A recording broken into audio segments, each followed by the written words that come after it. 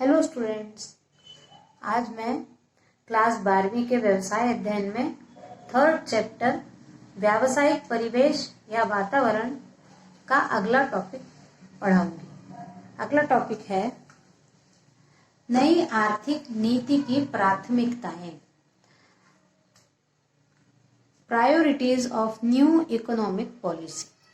तो जो नई आर्थिक नीति 1991 में प्रारंभ की थी, उस नई आर्थिक नीति में सरकार ने किन किन बातों को प्राथमिकता दी, यानी पहले किन बातों में सुधार करने की आवश्यकता है, ये महसूस किया गया। तो सबसे पहला है आधुनिक नवीनतम तकनीक का उपयोग। जो जो नई नई तकनीकें आएंगी, उन सारी तकनीकों का उपयोग उद्योग में किया जाना चाहिए। फिर दूसरा है राजकोषीय घाटे को न्यूनतम करना। जो हमारा सरकारी राजकोष है, उसमें जो घाटा हो रहा है, उस घाटे को कम करना। फिर है उत्पादकता में वृद्धि, यानी जहां जहां उत्पादन कार्य किया जा रहा है, वहां उत्पादन कार्य में वृद्धि होना चाहिए, अधिक सामान बनना चाहिए। फिर है उत्पादन क्षमता का पूर्ण उपयोग, यानी यदि किसी मशीन की उत्पादन क्षमता ज्यादा है तो उसका पूर्ण उपयोग किया जाना चाहिए। ऐसा ना हो कि उत्पादन क्षमता तो 100 वस्तुएं बनाने की है, लेकिन 20 ही वस्तुएं बना रहे हैं, तो उसकी उत्पादन क्षमता का पूर्ण उपयोग नहीं हो पा रहा है। तो जिनकी उत्पादन क्षमता जितनी है, उसका पूर्ण उपयोग किया जाना चाहिए। फिर है रोजगार योजनाओं को नियंत्रित करना। रोजगार प्राप्त करने के लिए जो जो योजनाएं हैं, उनको नियंत्रित करना, यानी जहां आवश्यक हो वहां रोजगार की योजनाएं लागू करना, और जहां आवश्यक न हो वहां नहीं करेंगे। फिर शनैः ही सहायिका कम करना, यानी धीरे धीरे जो सब्सिडी लोगों को दी गई है, उस सब्सिडी को धीरे धीरे कम करना, यानी राजकोषीय घाटा जो है वो कम होगा। फिर बैंकिंग क्षेत्र का विकास। सब जगह बिल्कुल गांवों तक में बैंकिंग क्षेत्र होने चाहिए, बैंक होनी चाहिए, ताकि किसानों को या बिल्कुल ग्रामीण बहुत आदिवासी क्षेत्रों में रहने वाले लोगों को भी बैंक की सुविधाओं का उपयोग करने मिले। फिर है बीमा क्षेत्र में सुधार। तो जो बीमा कंपनियां हैं, चाहे वो कृषि बीमा करे, चाहे वाहन बीमा करें, चाहे व्यक्तियों का बीमा करे, ये भी सारे क्षेत्रों में पहुंचे और लोगों को इसका लाभ हो। उसकी जो भी सेवाएं हैं, उनमें सुधार करने की आवश्यकता है। फिर कृषि साख में वृद्धि, यानी कृषि के लिए जो ऋण दिया जाता है, उस ऋण देने में कृषि के लिए ज्यादा से ज्यादा ऋण दिया जाए, ताकि अच्छी फसल हो और हम खाद्यान्न की दृष्टि से आत्मनिर्भर हो पाए। फिर है मानव संसाधन विकास को प्राथमिकता। मानव संसाधन विकास यानी मनुष्यों का ही विकास, उनका प्रशिक्षण, उनकी शिक्षा, उनका स्वास्थ्य, इन सब का अच्छी से विकास किया जाना चाहिए। अगला टॉपिक देखेंगे। अगला टॉपिक है सरकारी नीतियों के परिवर्तन का व्यवसाय एवं उद्योगों पर प्रभाव।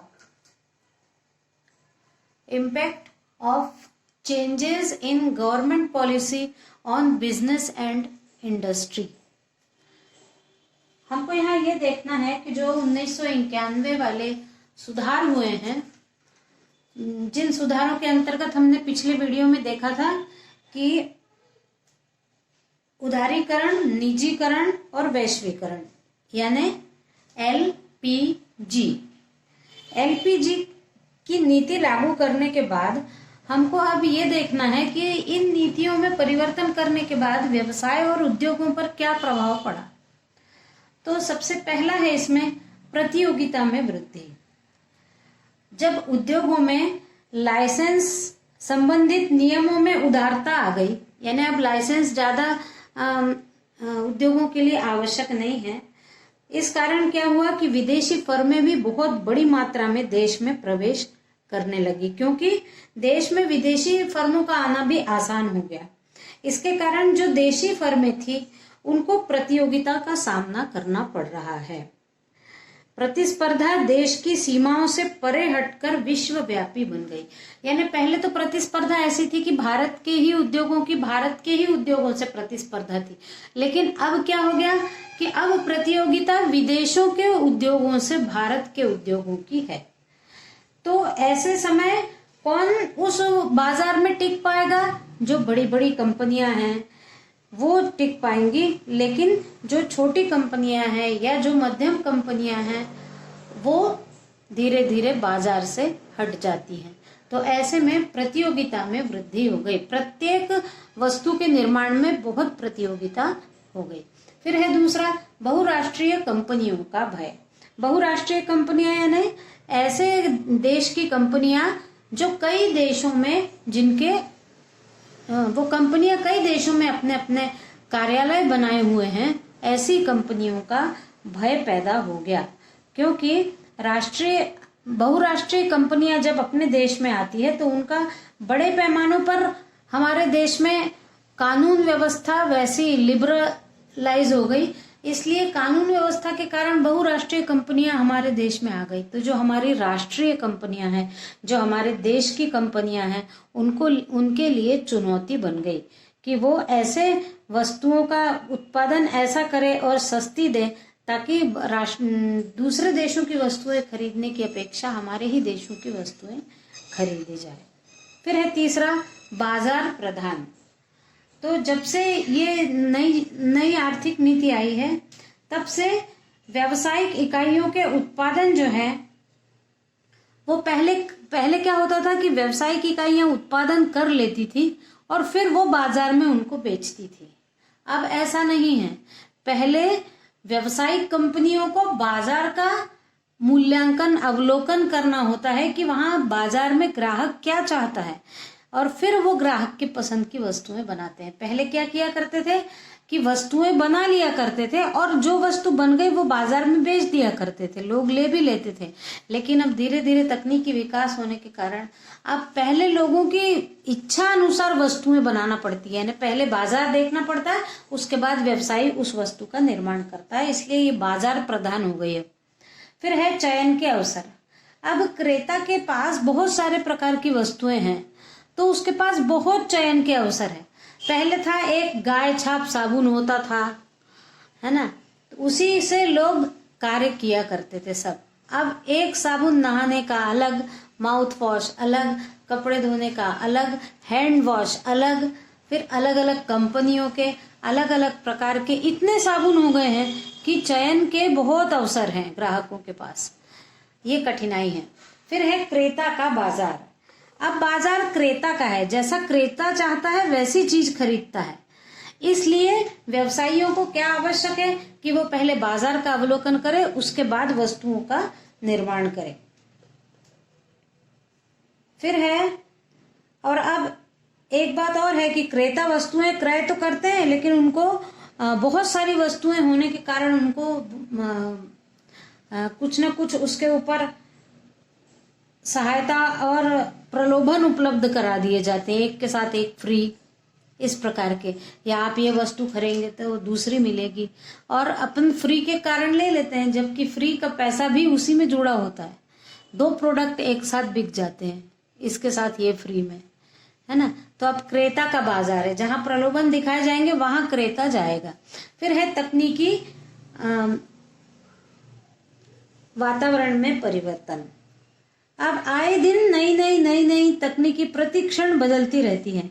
उपभोक्ता भी उन्हीं परिवर्तनों के कारण नई तकनीक की वस्तुएं खरीदना चाहता है और कंपनी अपने उत्पाद को नवीनतम तकनीक के अनुरूप न बनाए तो उनकी उत्पाद बिकेंगे ही नहीं। इसलिए वातावरण में जो तकनीकी परिवर्तन होता जा रहा है वो व्यवसायियों को भी अपने तकनीकों में परिवर्तन करके उत्पाद करना चाहिए ताकि वो वर्तमान के बाजार में टिक पाए। फिर है मानव संसाधन के विकास की आवश्यकता। मानव संसाधन है मनुष्य जो है वो प्रशिक्षित, क्षमतावान, अधिक प्रतिबद्ध कर्मचारियों की आवश्यकता है। अब तो ऐसे व्यक्तियों को प्रशिक्षित किया जाए ताकि मानव संसाधन का विकास होने के कारण तकनीकों का भी विकास हो और बाजार में नई वस्तुओं का भी आवागमन चलता रहे। फिर सार्वजनिक क्षेत्र को बजटीय सहायता में कमी। अब जैसे जैसे प्राइवेट क्षेत्र आने लगे तो धीरे धीरे जो सरकारी क्षेत्र हैं उनको दिया जाने वाला पैसा थोड़ा कम कर लिया गया है। इसलिए सार्वजनिक क्षेत्र में कार्य करने वाले लोगों को भी थोड़ा ये डर है कि यदि हमने ठीक से कार्य नहीं किया तो हमारी आगे नौकरी भी जा सकती है। फिर है शीघ्र परिवर्तन। शीघ्र परिवर्तन में ये सुधार जो लागू हुए हैं उसके बाद नीतियां जो हैं वो बहुत जल्दी जल्दी परिवर्तित होती हैं और उन नीतियों के अनुरूप व्यवसाय को भी जल्दी जल्दी बदलना पड़ता है। फिर है भूतकाल की असफलता से शिक्षा नहीं मिली। भूतकाल में की गई गलतियों को भविष्य में सफलता पाने के लिए सुधारना अत्यंत आवश्यक है। भारत की कंपनियों को स्वयं को नए आर्थिक परिदृश्य के अनुरूप बनाना होगा, तभी वे बदली हुई आर्थिक परिस्थिति का सामना कर सकेंगे। तो बहुत आवश्यक है कि जो पिछले भूल की गई है उन भूलों से, उन असफलताओं से शिक्षा प्राप्त करके अपने पूरे व्यवसाय के चलन को बदलने की आवश्यकता है। अब जब ये 1991 के भारतीय आर्थिक सुधार जो किए गए हैं उसके कारण जो उदारीकरण, निजीकरण और वैश्वीकरण का पूरे व्यवसाय पर अच्छा प्रभाव पड़ा है, सकारात्मक प्रभाव पड़ा है। लेकिन अब भारतीय बाजार जो है वो ग्राहक प्रधान हो गए हैं। ग्राहक सदैव सही है। ग्राहक की विचारधारा के अनुसार व्यापारी को अपनी विचारधारा रखना होगी।